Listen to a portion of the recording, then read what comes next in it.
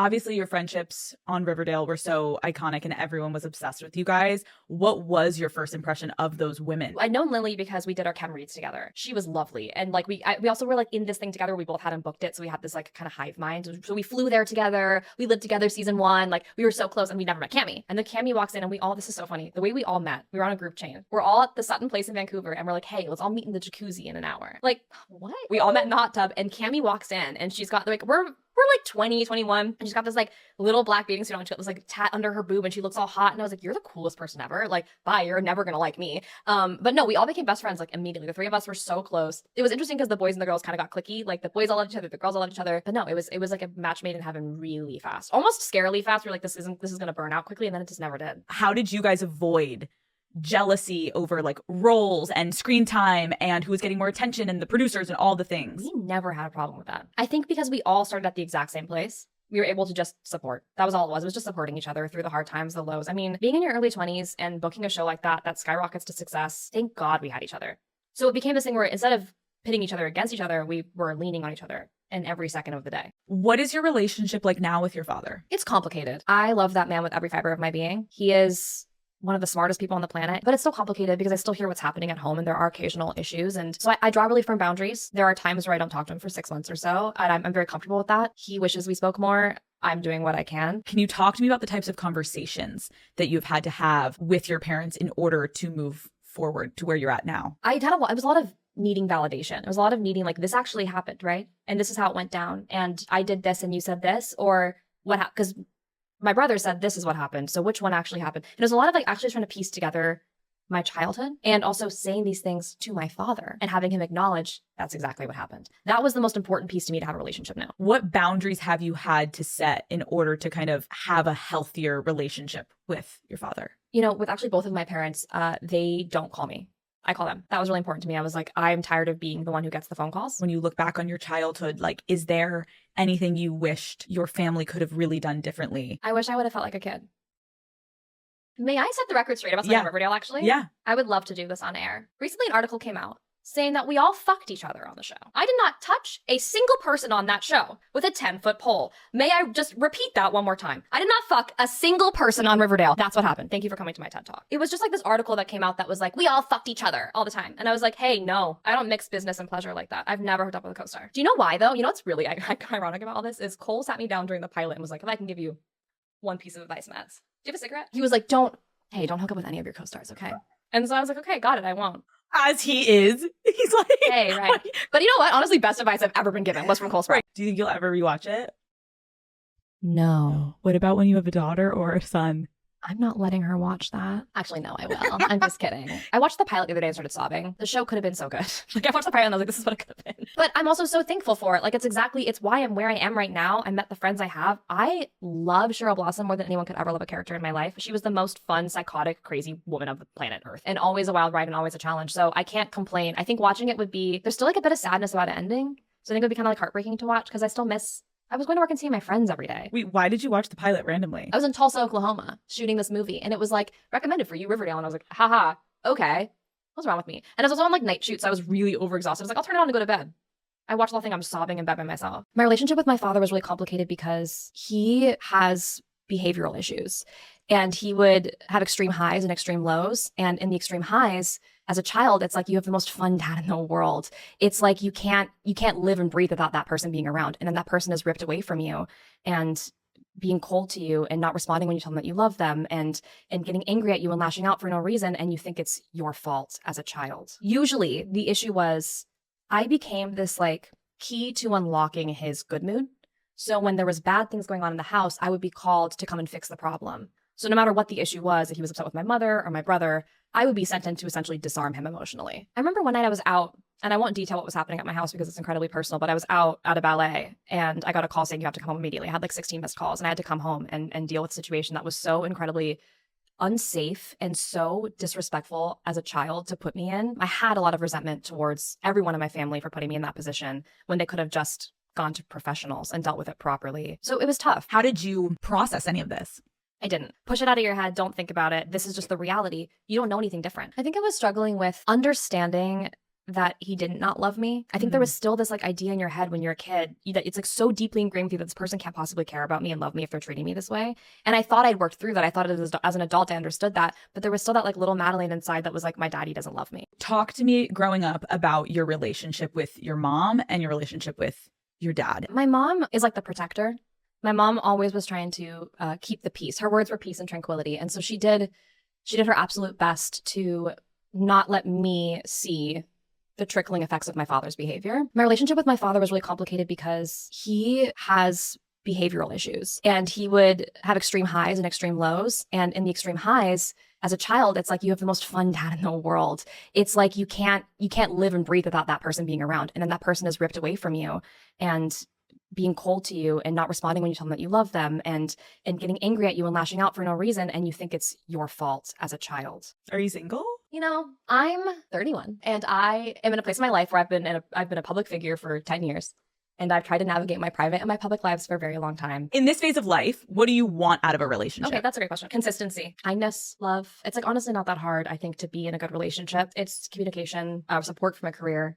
I think the hardest part is that I'm an actor and I naturally will have to go have sex scenes and do things like that. And so trust is really important. What would you say is your best quality in a relationship? How much time do you have? I'm a fucking amazing girlfriend. The shit that I've done to get here, like I'm brilliant. I listen and I care and I'm understanding. I'm an incredibly good emotional communicator because of 9 years of weekly or 2 times a week therapy. I have a good group of friends. I have a good job. Like I think that I'm kind of the whole package. What was the worst fashion phase that you ever went through in your life? Oh, I had like a full scene kid phase. I actually have gauge holes in my ears that I have to like wear stickers in the back of my ears to wear earrings. I had 00 gauges. I did it when I was in like 7th grade. What is the story of your first kiss? The one that I think of is my brother specifically said like there's this one guy who goes to this school that I hate more than anybody and you cannot talk to him at this game.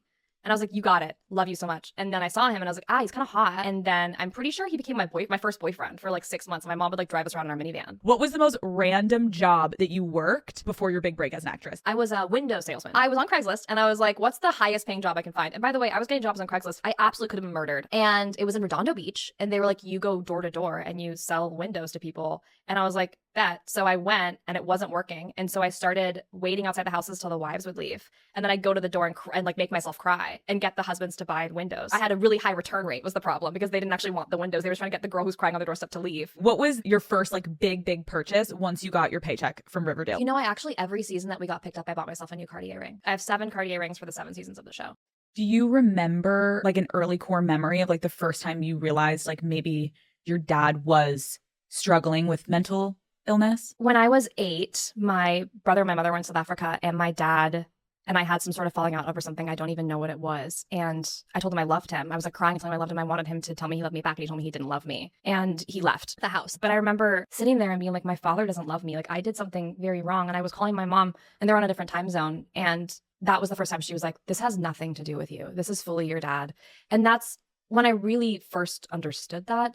I think it took a long time and a lot of therapy because we don't use diagnoses in the household. So it took a lot of therapy for me to figure out what was actually going on. How was that explained to you that like we don't use? It wasn't. In fact, most of the time it was like, it's PTSD because my dad was in the apartheid war, or it's trauma, or it's just he's having a bad mood. And it's like, that's actually not what's happening. He has a chemical imbalance in his brain that makes him incredibly high and incredibly low. And it was frustrating because you're like, why do you not want to know?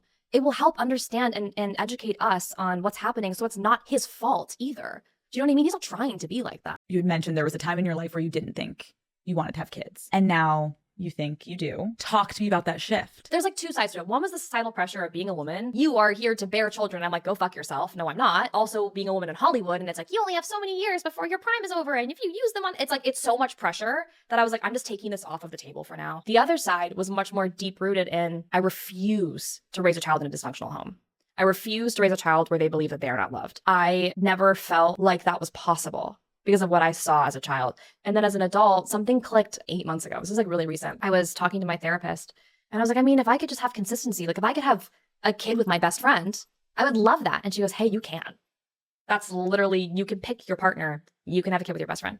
And it like mic drop. All the other youth that I feel now, like to see that through a child's eyes, like it just feels so beautiful. And so it was at one point the thing I wanted the least. I was like, I don't want to carry on this bloodline. Let it end here. And now I'm like, no, I can change my narrative. I can rewrite history and I can decide what this looks like. And I have the power to do that. Oh my God, now it's so annoying. Everyone's like, are you sure you want them? You've been saying for years you don't. And it's like, hey, what if you were in my situation? Would you want them? My ovaries, I can do whatever the fuck I want. I want them now. What was it that made you want to initially get into therapy 9 years ago? My relationship that I was in, my romantic relationship, was echoing very similar things that was happening with my father. I was on set for Riverdale in my trailer, season 1, and I had season 2, and I had a 15-minute call with her, and I was sobbing. In 15 minutes, I was like broken down, all my makeup was off, and I was like, this is obviously what I need to be doing. My relationship was obviously not great if it was echoing that. So the kind of impetus was dealing with that at first, breaking yourself out of that, and then getting into the weeds with your childhood stuff. When you went back to the childhood stuff, like what did you find was the hardest stuff to start to unpack with a therapist? Understanding that he didn't not love me. I think there was still this like idea in your head when you're a kid that it's like so deeply ingrained with you that this person can't possibly care about me and love me if they're treating me this way.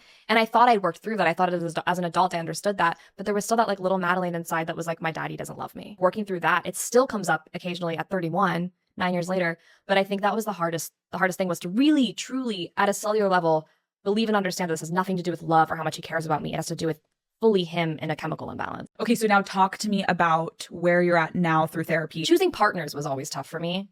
And I think now I'm really locked into what I want, who I am and what I deserve. In the past, what was something that would have attracted you to someone that now you would Loving not? me. Hey, you love me? Oh my God, so cool. I love me too. Let's do this. Like, could be that simple sometimes. Hey, are you hot and you love me? Like, let's go. And you're kind of funny. I'm in. You know what I mean? Like, it was like, I just didn't know what to look for because I didn't have something to look at. If it feels like security, consistency, stability, even though none of those things were usually true in the relationships, if it felt like security, I was in. What was the worst Riverdale plot line you ever had to act out? Where do I begin? It's like there's so many going through my head I can't decide. I had to act with my brother's dead corpse in a wheelchair for an entire season. Mind you, he died 4 years prior. His corpse should have absolutely rotted. Right. But I was like basically losing my mind and speaking to a corpse for an entire season. Can I change my answer? My actual answer is this is my Roman Empire, okay?